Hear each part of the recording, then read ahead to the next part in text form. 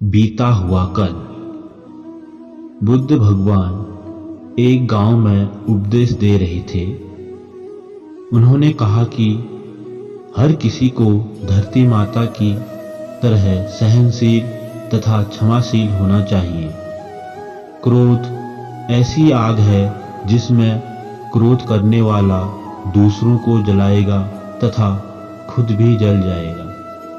सभा में सभी शांति से बुद्ध की वाणी सुन रहे थे, लेकिन वहां स्वभाव से ही अति क्रोधी एक ऐसा व्यक्ति भी बैठा हुआ था जिसे ये सारी बातें बेतुकी लग रही थी। वह कुछ देर ये सब सुनता रहा, फिर अचानक ही आग बबूला होकर बोलने लगा, तुम पाखंडी हो, बड़ी बड़ी बातें करना यही तुम्हारा काम है।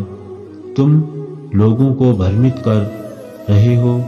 तुम्हारी ये बातें आज के समय में कोई मायने नहीं रखती। ऐसे कई कटु वचनों को सुनकर भी बुद्ध शांत रहे। अपनी बातों से ना तो वह दुखी हुए, ना ही कोई प्रतिक्रिया। यह देखकर वह व्यक्ति और भी क्रोधित हो गया और उसने बुद्ध के मुंह पर थूक कर वहां से चला गया।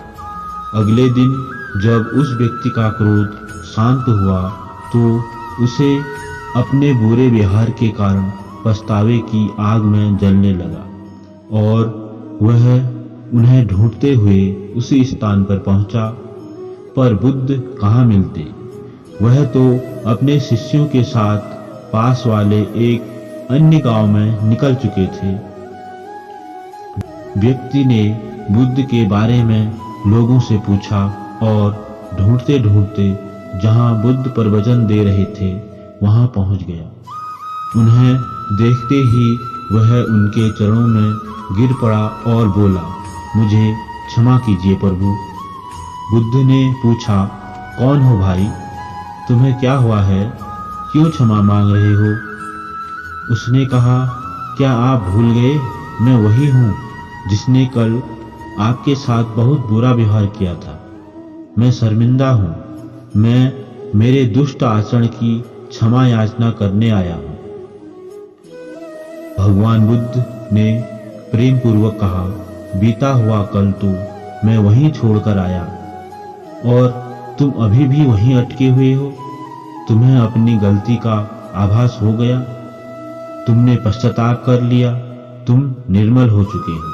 अब तुम आज में प्रवेश करो। बुरी बातें तथा बुरी घटनाएं याद करते रहने से वर्तमान और भविष्य दोनों बिगड़ते जाते हैं। बीते हुए कल के कारण आज को मत बिगाड़ो। उस व्यक्ति का सारा बोझ उतर गया। उसने भगवान बुद्ध के चरणों में पड़कर क्रोध त्याग तथा क्षमाशीलता का संकल्प लिया। बुद्ध ने उसके मस्तिष्क पर आशीष का हाथ रखा।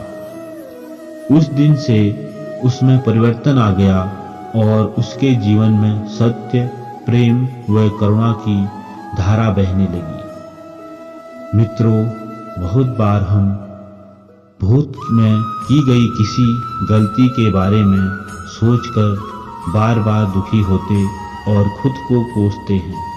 हमें ऐसा कभी नहीं करना चाहिए। गलती का बोध हो जाने पर हमें उसे कभी ना दोहराने का संकल्प लेना चाहिए और एक नई ऊर्जा के साथ वर्तमान को सुदृढ़ बनाना चाहिए।